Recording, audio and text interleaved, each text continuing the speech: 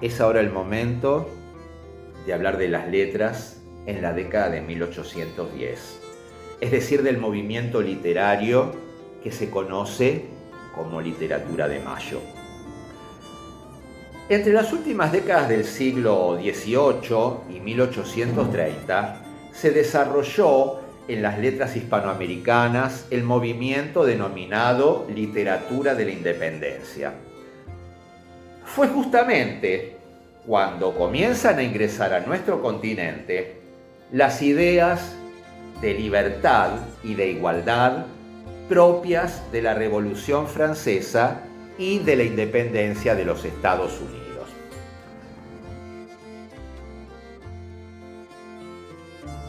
En Buenos Aires existía una importante actividad cultural centrada en los salones de las familias más encumbradas que se convirtieron en verdaderas salas de concierto.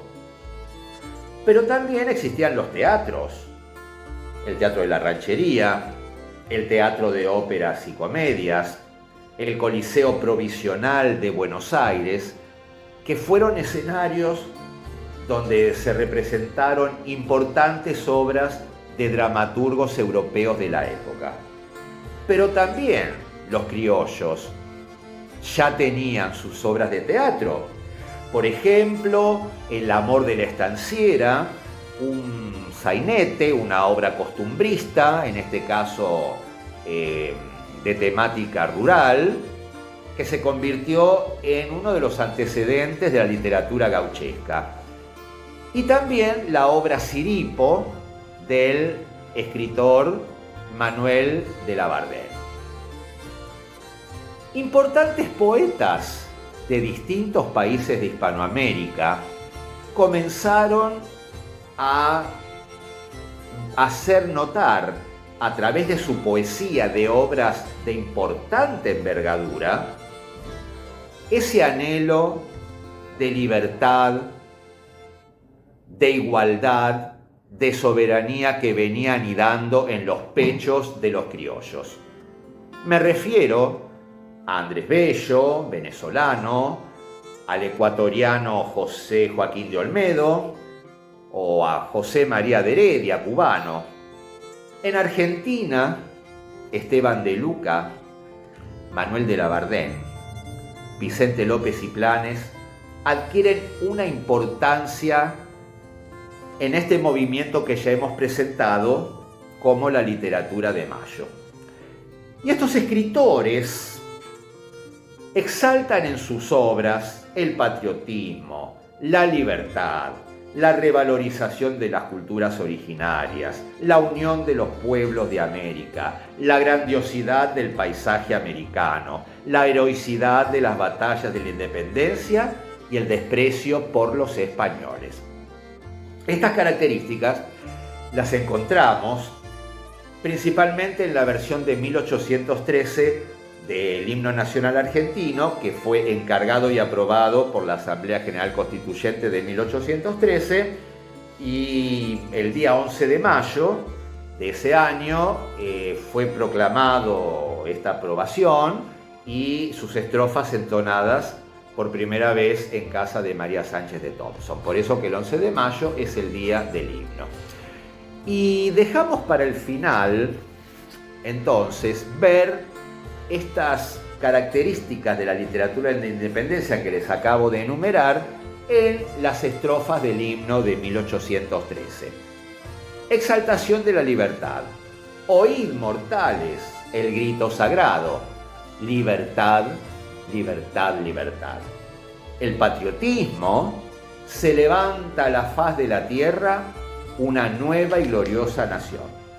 El heroísmo criollo: de los nuevos campeones los rostros, Marte mismo parece anidar. O en otros versos: a su paso todo hacen temblar. La revalorización de los pueblos originarios: se conmueven del Inca las tumbas y en sus huesos revive el ardor.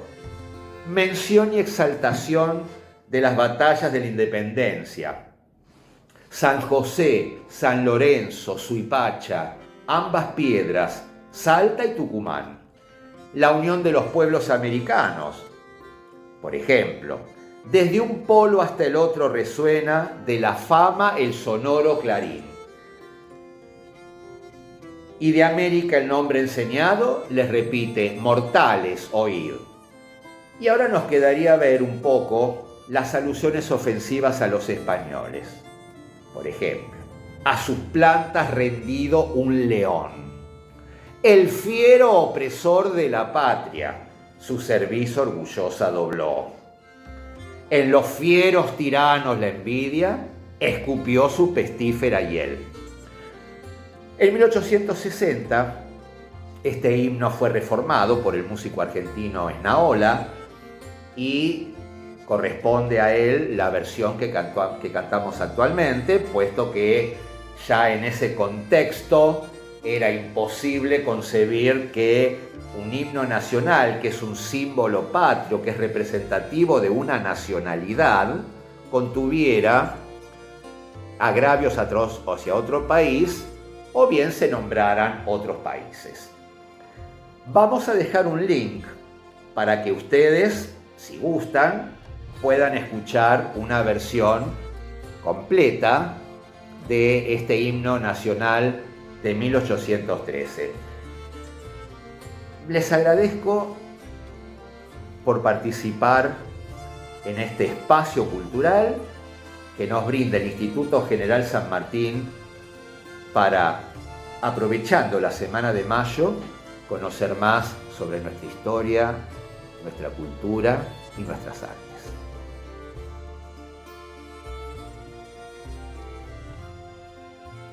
El arte argentino en la época de 1810. Durante esta época, el arte argentino se encontraba en un proceso de transformación y búsqueda de identidad. La Revolución de Mayo marcó un punto de inflexión en la historia argentina. El arte no fue ajeno a ese cambio. En las influencias y estilos de la época, el arte argentino estaba influenciado por varias corrientes, entre ellos el barroco. El estilo barroco, que había sido dominante en la época colonial, seguía siendo una influencia importante en el arte argentino de la época. El neoclasicismo se caracterizaba por sus énfasis en la simplicidad y la claridad, y comenzó a ganar terreno en el arte argentino. Y el romanticismo, que enfatizaba la emoción y la individualidad, también comenzó a influir en este tipo de arte. En 1810, durante el periodo previo y posterior a la Revolución de Mayo en Argentina, el arte se caracterizaba por la transición de la influencia colonial a un arte más nacionalista y con temas históricos. La pintura, en particular, se enfocaba en retratos y escenas costumbristas, dejando atrás la temática religiosa predominante en la época colonial.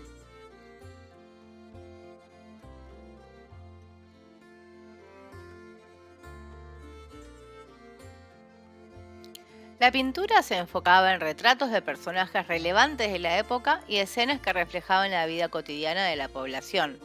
A pesar de la falta de artistas locales, la influencia europea, especialmente de Italia, Francia y España, seguía presente en el arte colonial.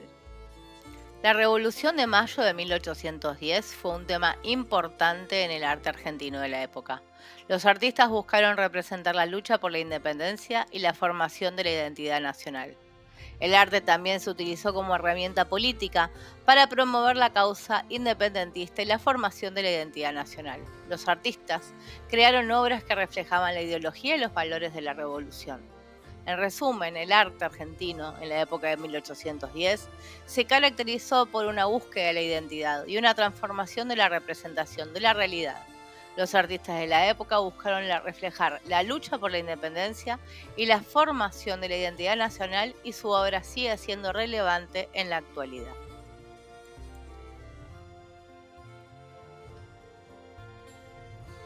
La revolución del 25 de mayo de 1810 puede ser vista como una crisis de legitimidad en la autoridad del virrey Baltasar Hidalgo de Cisneros. ¿Por qué? En Europa domina Napoleón Bonaparte gran parte del continente y está enfrentado al Reino Unido, Inglaterra. Napoleón dispone un bloqueo continental de todos los puertos europeos al comercio inglés. El único país que no acepta esta orden es Portugal. Napoleón decide castigar a este país y para llegar a él tiene que atravesar España. Cuando lo hace, en 1808, en una treta, confunde al rey Fernando VII y lo pone preso. Lo reemplaza su hermano, José Bonaparte. Inmediatamente en toda España, en cada ciudad se levantan juntas para resistir al invasor francés y unifican esfuerzos en la Junta Central de Sevilla. 2 años después, esta Junta Central cae militarmente, deja de existir. Esta noticia va a llegar al puerto de Buenos Aires el 18 de mayo de 1810. Ahí comienza nuestra semana de mayo. Esta es la crisis de legitimidad. ¿Qué es España para nuestro continente? El rey Fernando VII está preso. La Junta Central de Sevilla, derrotada. Entonces, ¿cuál es el camino que nosotros, como súbditos del rey, debemos seguir? Saavedra y Belgrano van a ver al alcalde de Sica. Castelli hace lo mismo con el síndico Leiva. Todos exigen un cabildo abierto para la toma de decisiones sobre el gobierno de estas tierras. Finalmente, el evento se produce el 22 de mayo de 1810. Un evento que podríamos tomar como democrático, es decir, la autoridad convoca a los vecinos para una toma de decisión conjunta. Hay dos posturas. El virrey, el propio 18 de mayo, cuando conocimos la noticia de la caída de la Junta de Sevilla, Cisneros dice que acá no ha pasado nada y que tenemos que seguir respetando la autoridad vigente, legítima. Es él, el virrey. Otros, los criollos, dicen lo opuesto. ¿Basados en qué? En las teorías contractualistas. ¿Qué plantean? Que cuando la soberanía no es ejercida por el rey, la soberanía o el poder vuelve a la comunidad, vuelve al pueblo, que tienen que tomar una decisión al respecto. Esta oposición finalmente se vota y se decide por la destitución del virrey Cisneros. Cisneros como autoridad ya no representa a nadie. No hay una España que representar en estas tierras. Por eso se busca un gobierno que tenga el consenso de su sociedad. Cisneros intenta una maniobra y propone una junta de 5 miembros, encabezada por él, e integrada por Belgrano y por Castelli. Dura un día, eso ocurre el 24 de mayo. Y enseguida, Cisneros, como parte de su estrategia, le pide a Saavedra, que era el comandante de las milicias, si contaba con su apoyo. Saavedra le responde que no. Él va a respetar lo que ocurrió el Cabildo Abierto del 22. Entonces Cisneros no le queda otra que renunciar. Y entonces sí se forma nuestra primera junta de gobierno, encabezada por el propio Cornelio Saavedra.